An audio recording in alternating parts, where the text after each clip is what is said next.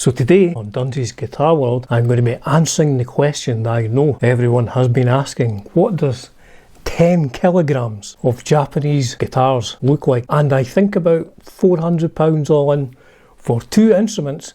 Maybe one is not a guitar. Let me know in the comments what you think I've bought this time. I'll give you a little clue. I'm not Jaco Pastorius.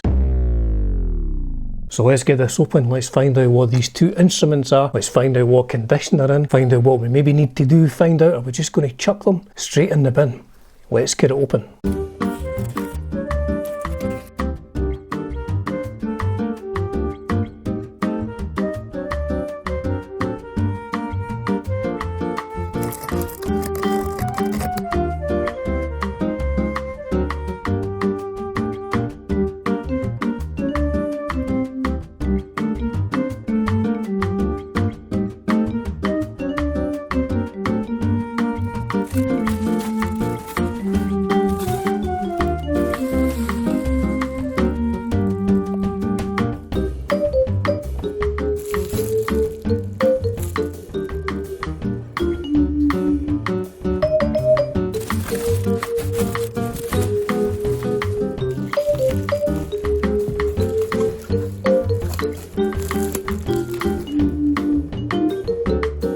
So they're definitely a lot lighter when they're not in that big box. So we'll start with this one. This one is actually very light. Now I will say this is very much a budget Japanese instrument from I think the late 70s. It's a brand that you see a lot on Zen Market, but I think a lot of people tend to stay away from them because, funnily enough, because they're quite cheap. They maybe think they're not very good, and I have to be honest, I don't think I've tried one of these, so I'm quite excited with this. So quickly get this bubble wrap off, which I will fast forward through because it makes so much noise, and we'll have a look at a budget, I think it's a Stratocaster, have a look at a budget Japanese Stratocaster.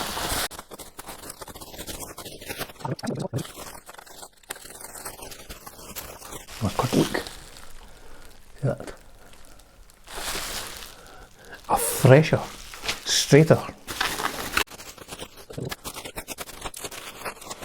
Oh, I do like that colour. Sort of deep, sort of burgundy. So we'll have a closer look at this. There's a bit of rust on it, but yeah, it actually feels nice. I thought this actually feels okay. I thought it was slimmer when I was unboxing her there. It's nice. 6 strings. That is your fresher straighter. So yes, we'll give that a closer look on the workbench in a little bit. But let's get instrument number 2 open. Now, I'm not sure why I bought this. Never played one before. I don't imagine I'll be able to demonstrate it very well, but let's do it. Let's get the other one open. It's a NLNI 2 of 2, whatever that means. There's the serial number F84, if you can see that. F84, I think I'm already regretting this.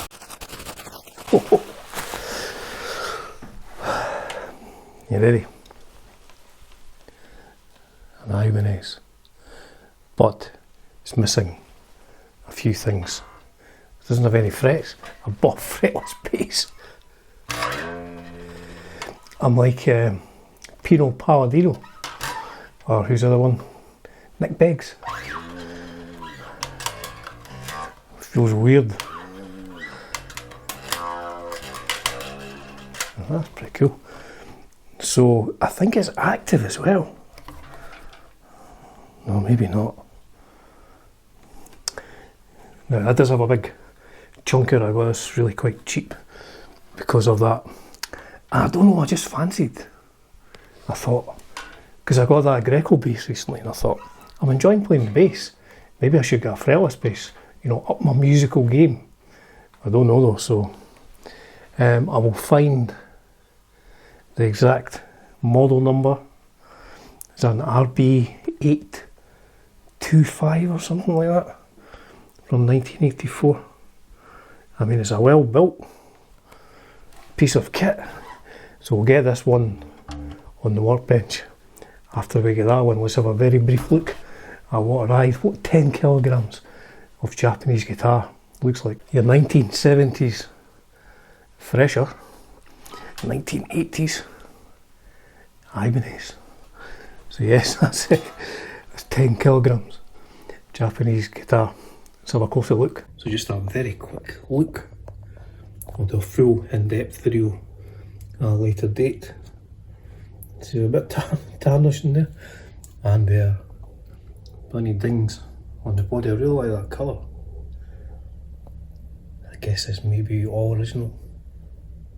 Interesting to see what the pickups are. Frets, not bad shape at all. Headstock logo. Now these tuners, these are like budget tuners, get a better view when I flip it over. So again, plenty nicks and dings, plenty of tarnishing, look at that. Made in Japan, no date. Late 70s maybe, I think. Again, colour, interesting to see what this wood is. Now I'm really liking this neck shape. I thought it was quite slim when I first took it out, but I'm really enjoying the shape of it. And there we go, the Japanese budget tuners, but they work fine. Very tarnished, so all in all, so this is an Ibanez RB845. Not as much tarnishing on this, it's from 1984. Not sure what's going on with the pickups here. Pole pieces have fallen down, need to check that. A couple of switches, not sure what they're for, do some research. Original knobs, a couple of dings there.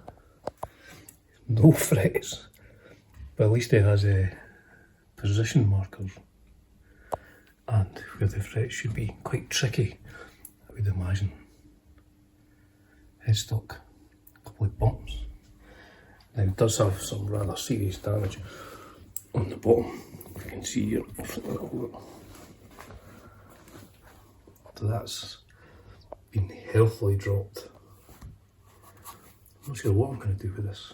Maybe try and refinish this part. No cavity control. Cover. Wiring looks original. Ibanez F84. Bow neck. Look at the colour. And there we have the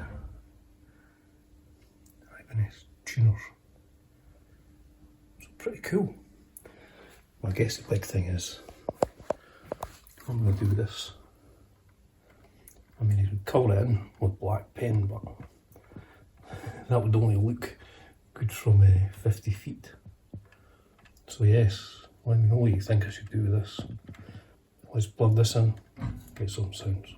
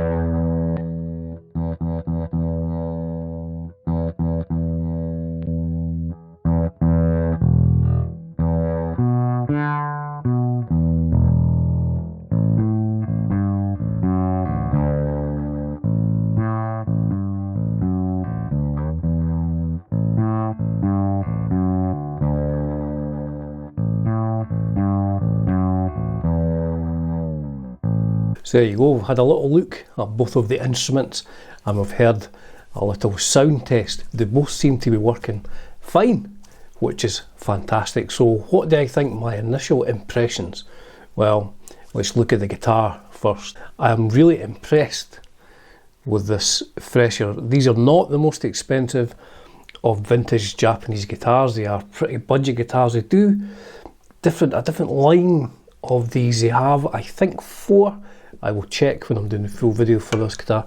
I think there's like 4 different logos through the years.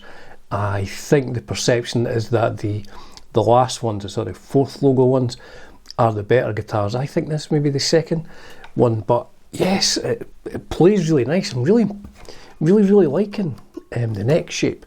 I'll give you the full specs in the full video on this guitar, but it plays really good. The frets are in good shape, the electrics are in good shape, and it sounds really good. I'm very interested to find out what the body material is and find out how many pieces it is.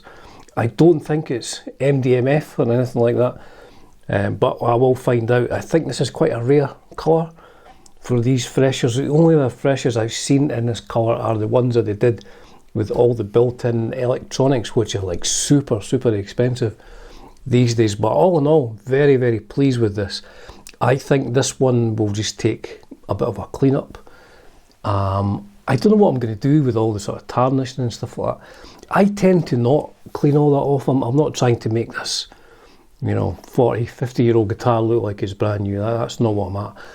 I'm just trying to get it to play the best it can. I mean, it has lived a life, it would be fair to say. So yes, very impressed with that. Now, what about the bass and the lack of frets on said bass? It's a steep learning curve playing a bass with no frets for the first time. Now, I do play slide guitar very occasionally and very roughly, so I'm familiar with the concept of having to play right above where the fret actually sits. So I guess from that point of view, I know that I need to really hit exactly the point where the fret would be. I can't really be behind it, it'll sound flat. If I go too far forward, it'll sound sharp. So yes, it's going to take me a little bit of time to, I don't think I'll master it, but I think it'll take me a little bit of time to get a little bit better at playing this. But it sounds really good and it plays really good too. It's a really lovely instrument. And I think it's an RB 845, 850. It probably would have been quite an expensive bass at the time.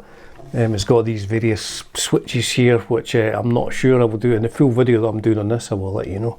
What I'm going to do with that, I've actually just bought some primer paint and stuff at the moment. I'm going to paint over that and just get rid of it so that it's not as immediate as beginning to annoy me. So there you go, that's the latest guitar and bass from Zen Market. Now, we have heard some sounds, but just to make it worse, I put a whole tune together and did a jam over it. As ever, folks, it's a privilege and a pleasure bringing you content on Dunsi's Guitar World. Cheers for now.